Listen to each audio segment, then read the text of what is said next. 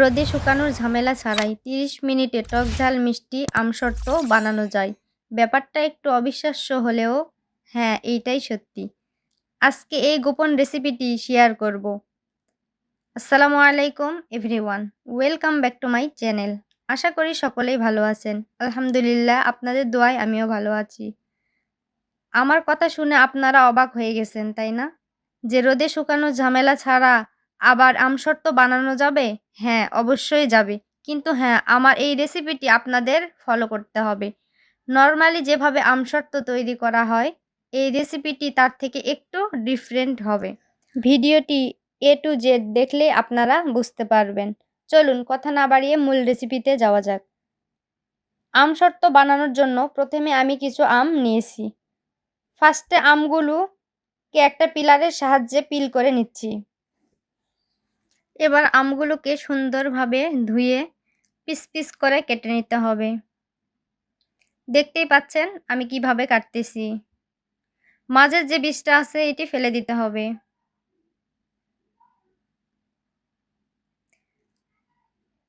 এভাবে আপনারা ছোট ছোট টুকরা করে কেটে নেবেন। তাহলে খুব সুন্দরভাবে খুব তাড়াতাড়ি সিদ্ধ হবে। আমার মতো যদি আপনারাও আমসত্ত্ব বানাতে চান তাহলে হুবহু আমার টিপসটা ফলো করতে হবে। আপনারা যদি আমের পরিমাণটা বাড়িয়ে নেন তাহলে চিনির পরিমাণটাও বাড়িয়ে নেবেন। চলে যাচ্ছি চুলাতে। কেটে নেওয়া আমগুলি প্যানে দিয়ে দিচ্ছি। ১ কেজি আমের জন্য ২.৫ কাপ চিনি দিতে হবে। আমার আমের পরিমাণ কম তাই আমি ১.৫ কাপ চিনি দিলাম। আজকে এই রেসিপিটি সম্পূর্ণ চিনি দিয়ে তৈরি হবে। কোনো পানি অ্যাড করা যাবে না। চিনি দেওয়ার পরে নেড়েচেড়ে আমগুলিকে সিদ্ধ করে নিব। যেহেতু এখানে কোনো প্রকার পানি ব্যবহার করা হয়নি, চিনি থেকে পানি বের হবে। ওই পানিতেই আমগুলি সিদ্ধ করে নিতে হবে। ঢাকনা দিয়ে ঢেকে দিতে হবে কিছুক্ষণ। কিছুক্ষণ পর পর নেড়েচেড়ে দিতে হবে যতক্ষণ পর্যন্ত সিদ্ধ না হয়েছে।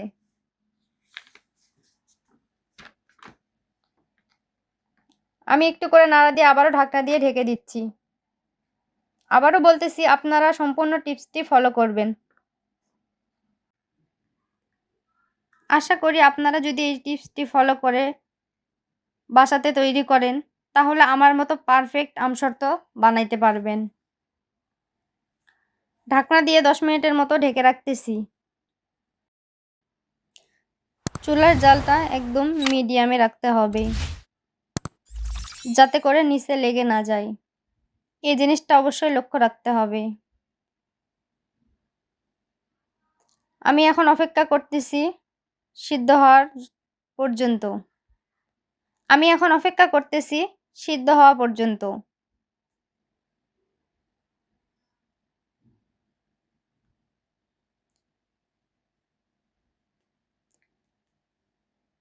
আমার আমগুলি অনেকটাই সিদ্ধ হয়ে এসেছে। আবারও আমি ঢাকনা দিয়ে ঢেকে দিব সম্পূর্ণভাবে সিদ্ধ হওয়ার জন্য। অবশ্যই কিন্তু একটু পর পর নাড়া দিতে হবে। এছাড়া নিচে লেগে গেলে খেতে ভালো লাগবে না।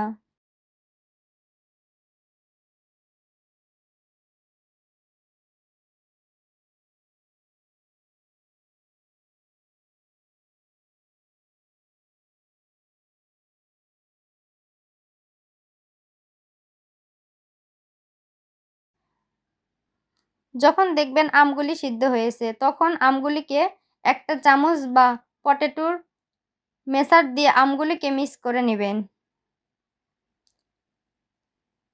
পটেটোর ম্যাশার দিয়ে আমগুলিকে ম্যাশ করে নিতে হবে।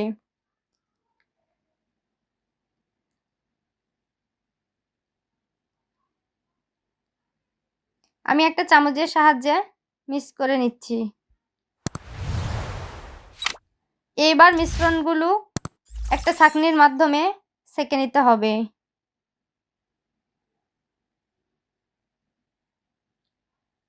এই মিশ্রণের মধ্যে আমের আঁশ বা গোটা টুকরো রয়েছে, সেগুলোকে ছেঁকে আলাদা করে নিতে হবে। এখন এই মিশ্রণগুলো চুলায় প্যানে দিয়ে নিচ্ছি। কিছুক্ষণ নেড়েচেড়ে জাল করে নিতে হবে ঘন হয়ে আসা পর্যন্ত। আমি এখানে সামান্য কিছু লবণ অ্যাড করেছি। আপনারা চাইলে দিতে পারেন। কিছু ফুড কালার দিয়ে দিব। এইটা টোটালি অপশনাল। আমি দেখার সৌন্দর্যের কারণে দিচ্ছি। আপনারা চাইলে এটা স্কিপ করতে পারেন। যেহেতু কাঁচা আমের আমসত্ত্ব, কালারটা আমি একটু কাঁচা কাঁচা রাখতে চেয়েছি, যার কারণে এখানে ফুড কালারটা ব্যবহার করেছি, কিন্তু আপনারা টোটালি স্কিপ করতে পারেন। এখন মিশ্রণগুলি সুন্দরভাবে ঢেলে নেব। আমার ভিডিওটি কাটা পড়েছে, এই কারণে আমি দেখাইতে পারি নাই। রেখে দেব আধা ঘন্টার জন্য। আধা ঘন্টা পর আমি আবার ফিরে এসেছি। এখন আমি একটা ছুরির সাহায্যে সুন্দরভাবে কেটে নিচ্ছি। আপনারা চাইলে পিস পিস করে কেটে নিতে পারেন। এখন আমি পরিবেশন করেছি। দেখতেই পাচ্ছেন মাশাআল্লাহ কতটা সুন্দর ও লোভনীয় লাগতেছে। অবশ্যই আপনারা কমেন্ট করে জানাবেন। আল্লাহ হাফেজ।